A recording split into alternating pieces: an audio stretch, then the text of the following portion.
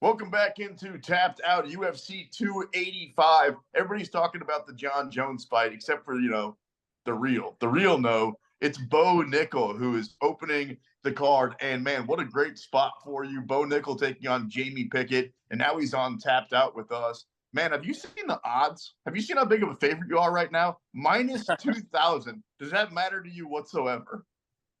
No, I think it's close to appropriate. If it were, I think on point it'd be probably minus 4 or 5. But yeah, 2,000, it's all good. Like, Bo, I don't think you realize. I don't know if you realize this. I don't know how into gambling you are. That's like a boxing thing. We don't see we see odds every single week. We don't see somebody that dominant favorite where somebody's saying, "Well, who he's taking on has no chance." Like, how much does that mean to you that you have made that much of an impression so quickly that people really just do think your opponents have no shot against you? Yeah, I think a big thing for me, it was always a big thing in wrestling, is just continuing to build my reputation. I want to be known as a guy that finishes fights, and I think that my opponents, obviously, they're always going to come out with their best and make sure they're ready for me. But they know in the back of their head, in the back of their mind, the way this fight's supposed to go, and I think that has a big effect on them. And for me, my confidence, it doesn't really so much come from the odds or what other people are saying or thinking. It just comes from my training and all the people around me. And so, I just get my confidence from that. But I think that at the same time, the odds makers kind of understand it as well. At least that's the way it seems to me.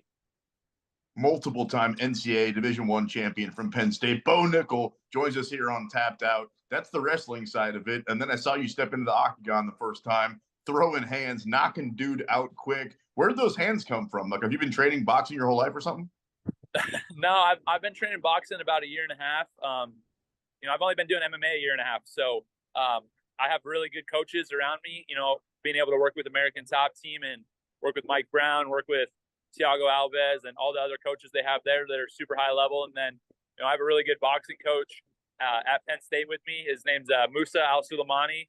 He's a young guy. He was a collegiate national champion in boxing. And so he's my I would say, head boxing coach and one of my best sparring partners, too. He probably had 70 amateur boxing fights, and he's a really high-level guy. So I learned a lot from him.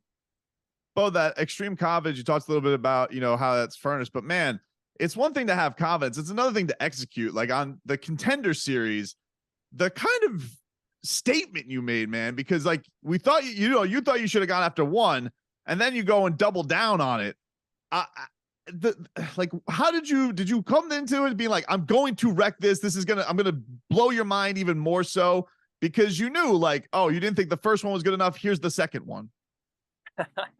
Yeah, a little bit, right? Like, I think that definitely gave me a little chip on my shoulder. I wanted to prove that I was ready to go and ready to perform. And, for me, it was just a big opportunity and I made the most of it. So, my, I guess, assessment of my results is always based on my effort. And, both fights didn't last too long, but I did what I needed to do. What's your timeline in your head? Because we actually just talked to somebody and they were like, yo, man, if Bo Nickal wins this fight, he needs to fight somebody in the top 15, top 10 right away. What's your timeline for this thing? I rely on my coaches and my managers for those type of things. So for me, I'm just focused on getting better, improving, and making sure that I'm getting better as a fighter every single day and, more complete MMA fighter, right? Obviously, everybody knows I have wrestling. I'm starting to learn jiu-jitsu. I'm starting to learn striking. But those are things I still want to continue to grow in and develop. So, that question, I would say, really goes back to my coaches and managers, guys that have been in the game for a lot longer than me. I'll rely on them. What is it about the wrestling, Bo? It's always like the fascinating thing with MMA is like, well, what's the best base to come into it? Why is that wrestling? Why does it make you so special? Because, watching the guys you've trained with, they said, man, right away, this guy came into the gym and they're like, he's throwing submissions in. He's amazing, incredible. What is it that gives you that base you come in with confidence that makes it translate to the sport so well? I think the thing about wrestling is obviously, technically, there's a lot of advantage with being able to take guys down, being able to hold guys down, understanding position, things like that. So, technically that's a big advantage, but I think more than anything, it's the mentality and the preparation, everything that goes into being a high level wrestler. You know, I was wrestling hundreds of matches a year as a 7-8-year-old kid, you know, and so I have thousands and thousands of competition reps under my belt, right? Like if you look at an amateur boxing career, a lot of guys have, let's say a long amateur career would be, you know, 200, 300 fights. I was doing that like almost in 1 year as a kid in wrestling. And so, you know, I think that experience is just really, really invaluable. Like you can't express how valuable that is. When I step out into the cage, you know, all that experience is there with me. Yeah, I've heard Chael Sonnen talk about that. The idea that one of the things that sucks about MMA, you don't get so many reps a year early in your career. How many times do you think, ideally for you, I know, you know, sometimes injuries happen, but like early, do you have 4 in a year, 3 in a year? How many do you think you want to get in to try and get to the level you want to be at? Yeah, so my first year in MMA, I had 5 fights. So my first fight was 1 month after I started training, and then I had another fight maybe 5 weeks after that, and I just kind of continued from there. So, you know, 5 fights in a year, I felt like that was a solid amount of experience that I was able to get. And, you know, now being in the UFC, I don't know that 5's realistic, but yeah, you know, I would like to fight as much as I can. Undefeated mixed martial artist Bo Nickal joins us here on Tapped Out. We're talking about your wrestling credentials. Does that mean growing up when you were watching this sport, mixed martial arts, that you were into the Chael Sonnens and the DCs and the Ben Askrens? Who were your dudes growing up? Yeah, I definitely always rooted for the wrestlers, and you know, wanted the guys that I had that in common with to succeed. You know, and I feel like that still remains true today. When I see a wrestler out there, I definitely root for guys like that. And I think you just kind of have it's almost a brotherhood, right? Like you identify with each other, you know what each other have been through in the training and everything that goes into it. So yeah, 100%, I'm riding with the wrestlers. Bo, I got to tell you, man, I'm not just blowing smoke up your ass. Now that we're talking like face to face here, you're super humble. And when you're in like the octagon or when you're on the mat, you seem like a completely different dude. Do you understand like that you don't really have a ceiling and you could have the belt wrapped around your waist with this thing?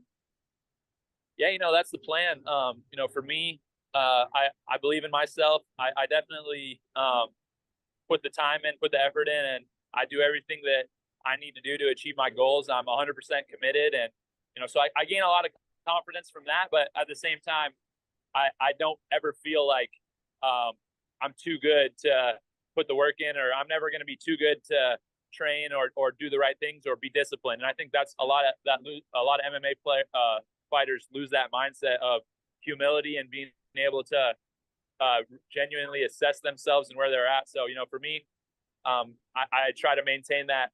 That just comes from wrestling, though, right? Like you have to remain humble because there's always people coming up trying to take your spot. And you know, I continue to use that mindset and implement that into my MMA career. Yeah, you're fighting on obviously Jon Jones's return. It's a monster card to, you know, debut on pay-per-view, Bo. Getting a chance to be around Jon this week, what was that interaction like? How did he give you any advice on what it's like being on the stage? No, it was definitely very cool. Very cool to meet him. Very cool to just kind of chat with him a little bit. And he's obviously one of the greatest of all time MMA competitors and a guy that I watched so much growing up. And yeah, overall, just like a very cool kind of surreal experience for me to be on this card.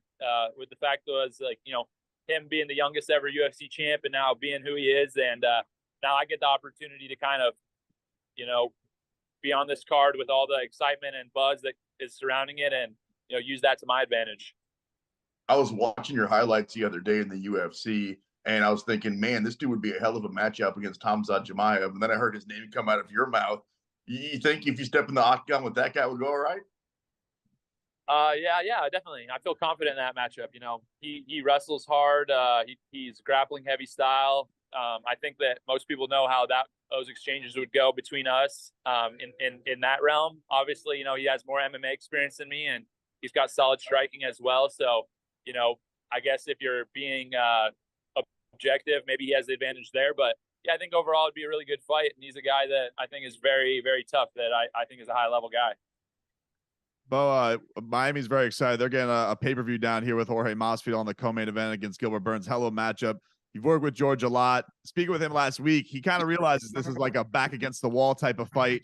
How is it in the lead up? Have you noticed a mentality difference in him, or more of a desperation around him? I guess what's his mindset going into this hometown fight of his? I wouldn't say desperation. I would just say that, you know, he's definitely focused. He's training hard, and he's excited for this matchup. I think it's a good matchup for him against a really, you know, a tough opponent. So it's going to be an exciting fight for sure.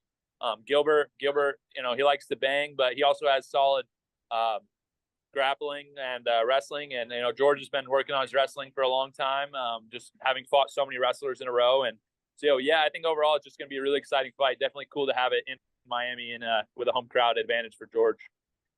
Last one, Bo, and then we'll get you out of here. And we appreciate your time. You talk about wanting to finish, and that's always what you did on the mat, and that's what you've done so far in the octagon. Do you care how you finish, choke a guy out, knock a guy out, or as long as you end up winning the fight, does it matter to you?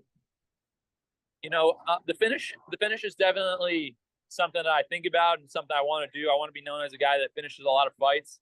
But I think really what I focus on more than anything is just giving my best effort and giving 100% of what I have. I feel like I have the skills and I'm dangerous enough to finish guys with knockouts, finish guys with all different types of submissions. And so that's something I'm always looking for. But at the same time, what I really judge the fight on is my effort. And so, you know, I expect to get a finish out there, but if I go 15 minutes and give 100% effort, then that's a win in my book. Bo Nickal, a minus 2,000 favorite in UFC 285 on Saturday night. Great stuff, Bo. Good luck, brother. Appreciate your time. Yeah, thank you guys. Appreciate you all.